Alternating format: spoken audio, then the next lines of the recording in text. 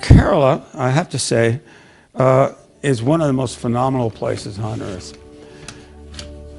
In this very crowded piece of territory where you have Hindus, Muslims, and Christians, substantial communities of each living side by side, that since Indian independence, the people live in peace. And there are several reasons, some economic, some cultural, and some unique, that explain it. Economic, when you talk to Keralites or Malayalams, they will tell you that everything in our state has to be of export quality, including our people.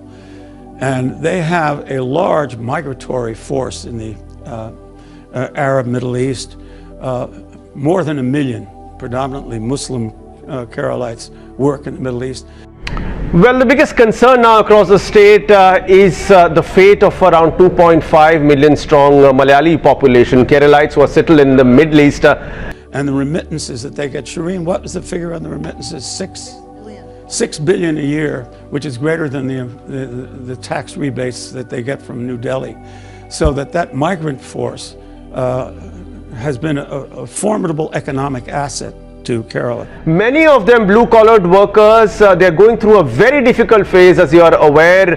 Their jobs are at risk, their salaries have been cut, there are worries of health. They just want to return home. How is it that the state can help, and are you coordinating with the union government on this, sir? When you look at that balance between the economic penalty and the human penalty, there are some who have argued that the economic penalty will over time equal the human penalty. Now, you are one of the few people in the world where you actually have enough money to tell us about whether or not an economy shifting in this way or another way is going to cause mass deaths.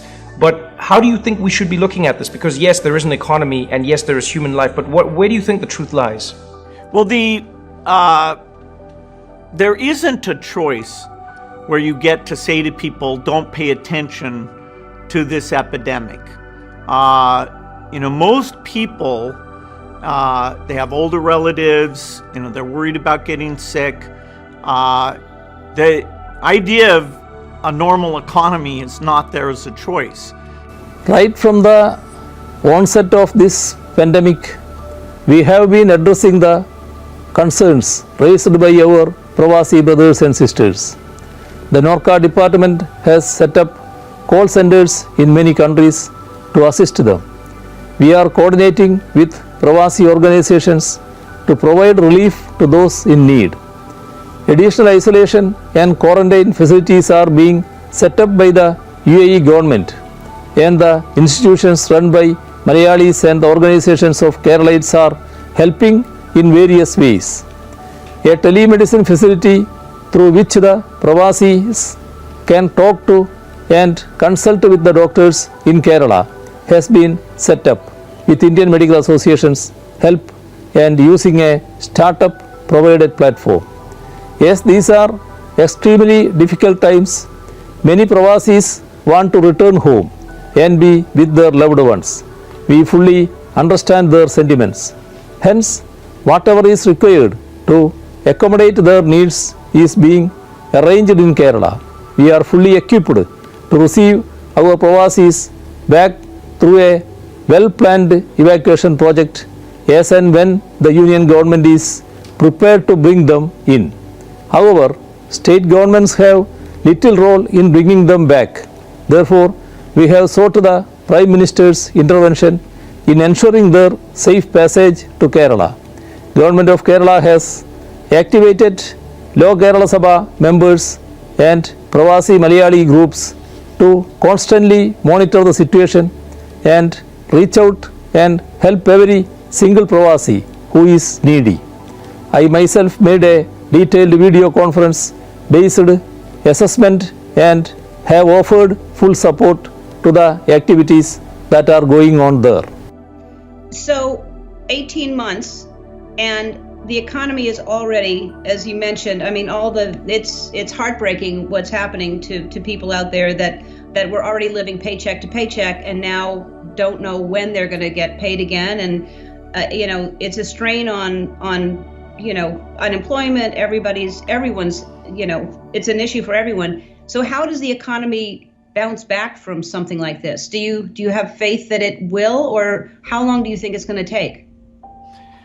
Well, it won't go back to normal in some very rapid fashion, because not only do we have these factories shut down and all these activities have ceased, even as we start them back up, people will still be a bit leery about going out, and they will have seen their investments and their job security greatly reduced. So the strong economy we had will take several years before that comes back. The good thing about the economy is that eventually it will come back.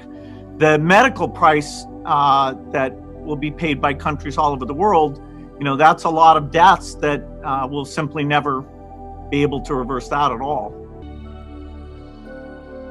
We were the first public-private partnership project in the aviation sector in the country. We started way back in 1993 with a sort of a crowdfunding financial model, and then we went on to build this airport. 1999, we had the first flight coming in.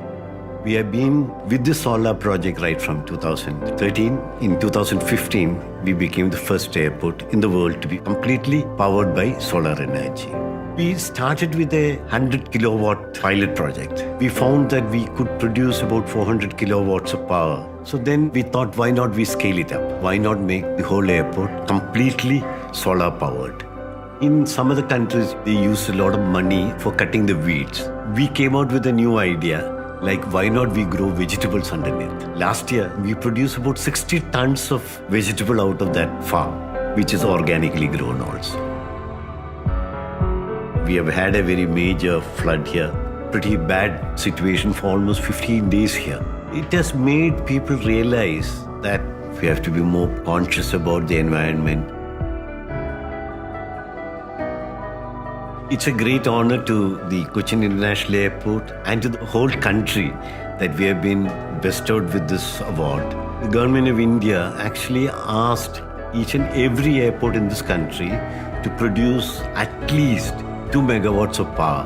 So that's one example we have set for the other airports in the country and abroad also. We could bring about a change in the way people look at solar energy.